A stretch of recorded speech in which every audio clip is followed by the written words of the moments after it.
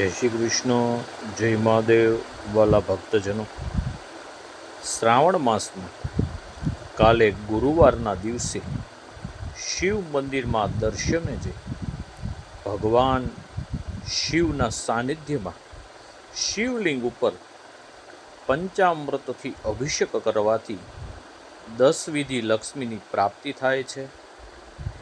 ધન ધાન્ય સમૃદ્ધિ ઐશ્વર્યની અભિવૃદ્ધિ થાય છે. દહીં, દૂધ, ઘી, મધ, સાકર મિશ્રિત ભગવાન શિવલિંગ ઉપર અભિષેકથી લક્ષ્મી ચિરકાલ લાંબો સમય સુધી આપના ઘરમાં આગમન કરે છે.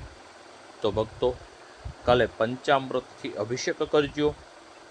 અને કાલનો મંત્ર છે ઓમ નમઃ શિવાય, ઓમ નમઃ શિવાય, ઓમ નમઃ શિવાય.